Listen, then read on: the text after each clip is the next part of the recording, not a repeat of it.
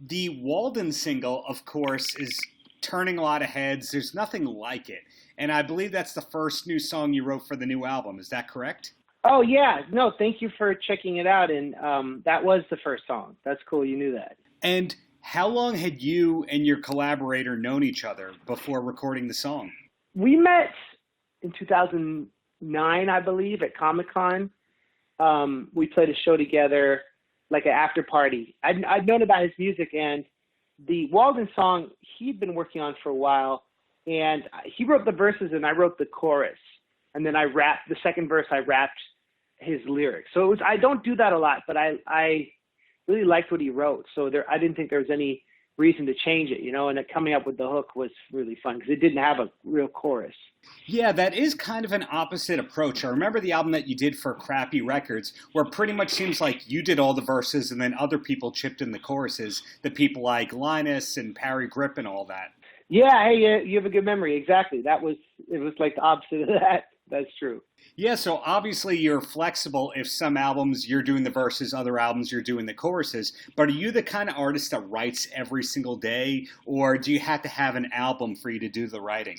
Well, these past few years I've been on Patreon, and I've been fortunate to have like a good, strong, dedicated audience that's been subscribing to my music. So I put out 2 new songs a month in addition to all the album stuff I'm doing. So I do find like, I try to write a little bit every day, but like, sometimes time is more pressing because I have to get these songs out by the end of the month. And so I set a clock, I set a timer. I always make notes wherever I go.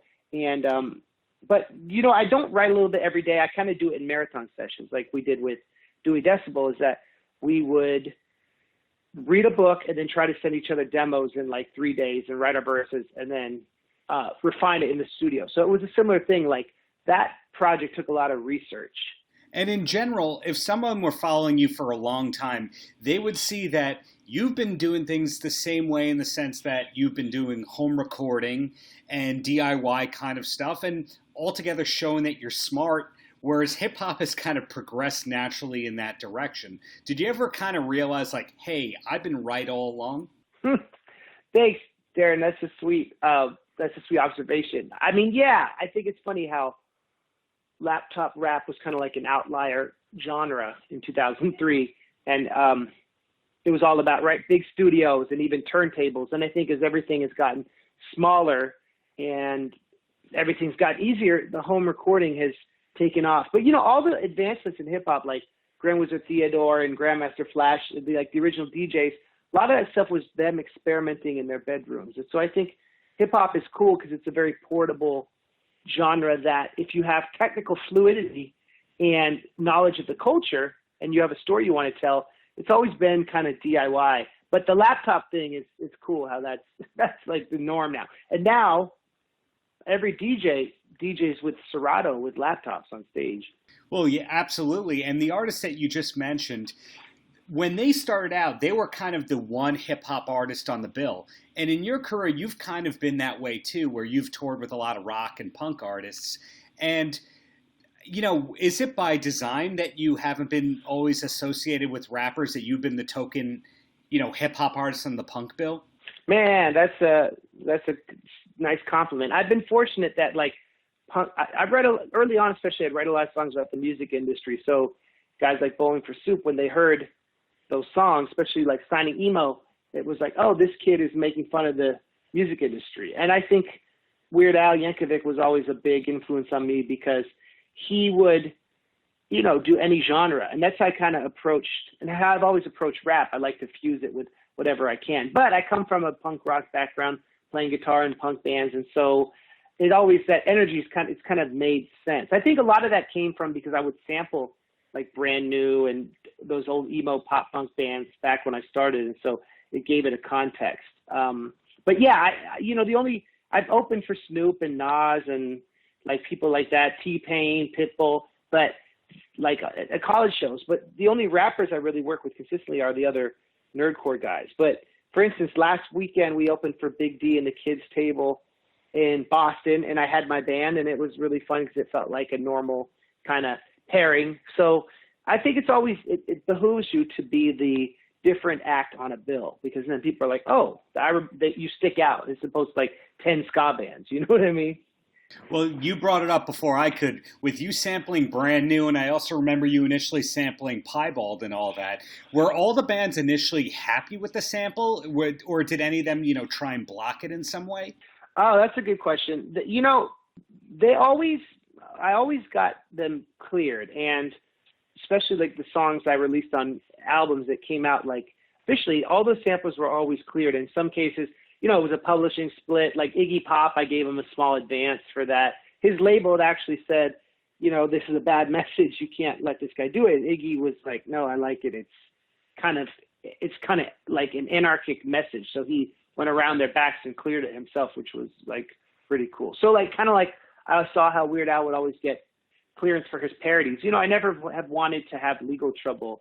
And so it can be expensive, but I always want to get band's permission. Brand New, it was an interesting situation because we had the same manager for quite a long period of time, like 5 years. And so he kind of asked them to clear it as a favor to them because, they're very precious and protective of their art. And it's cool they cleared it. Piebald, I made the song, then we played it for them, then they cleared it. And then we ended up touring the UK together, and we played some festivals, and Travis would come out and sing with us. So that was like a really cool culmination of these kind of underground post-hardcore emo bands that I liked were, on board with it. And so much so that Travis would sing with us, And you referenced, working with Network, who had their moment of being one of the top management companies in music. And you've, of course, in being around now, 15 or so years, have seen pretty much every wave imaginable of every genre. In fact, you've now seen ska kind of come back in a way,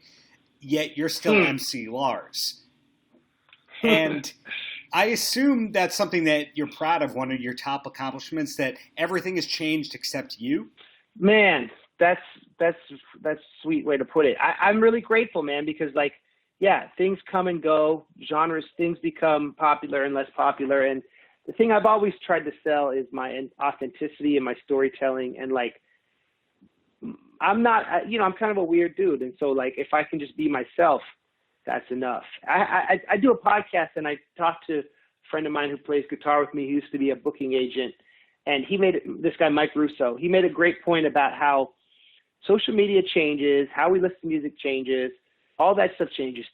Trends come and go, but songs are timeless, right? And so that's something I've always been very, I've always felt like you could be funny and you can have jokey songs, but if the songs themselves don't hold up melodically or sonically, then they're not going to stand the test of time. And so I think approaching my stuff as songwriting has been, an asset. And yeah, and I still love doing it. I'll be on tour this fall again, and I'm 36, and I started making music when I was 16, so it's pretty crazy. And you mentioned before working with Patreon, which is, pretty much the 21st century punk rock way of directly talking to your fan base. You also mentioned having a podcast.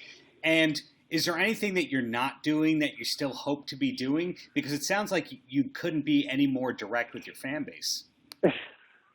Man, well, thank you. I think that I want, as the millennials start to have kids, I want to do educational work for kids. And I'm working on a project that it's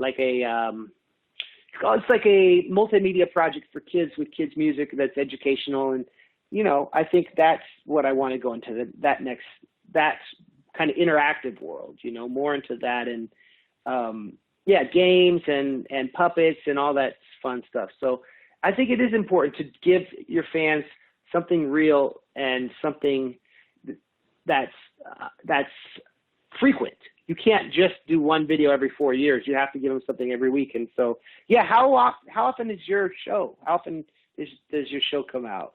This podcast is every 2 weeks, but the Cool. other articles I do are really 1 to 2 a day. So this is kind of like the highlights, the great people of all the interviews, So you are greatness, MC Lars. I feel very fortunate. Thank you. So you also write for the Pure Grain Audio. That's your site, right? That's not my site, but Pure Grain Audio is one of them, and the Jewish Journal, and the Hype, and Sportskita. And it's kind of like somebody says, "Hey, this person's available for interviews," and I go, "Okay, I can cut that up and use that here, here, and here." So that's kind of how we got connected. Lindsay from Stunt had pitched you to me. I've been following you for years, of course, but she said, "Hey, you did the Judah and the Lion pieces. Now would you like to talk to MC Lars?" And here we are. That's so cool. Thank you. I appreciate that. Yeah. So ultimately, any last words for the kids?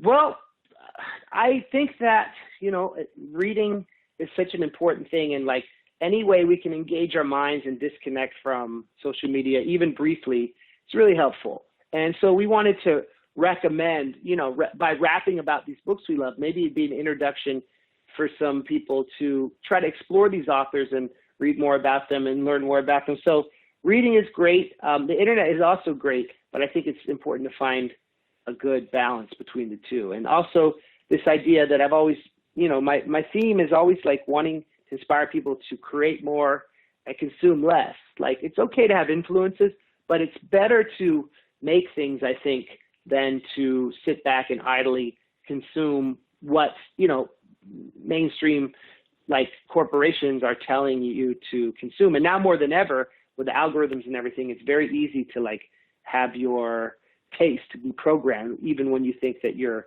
finding it yourself. So that's kind of, So to my message, read a lot, create the stuff you want, and believe in yourself, and you'll have a happy life. That's what I've found. And buy the Dewey Decimal System. Yes, please. Available everywhere.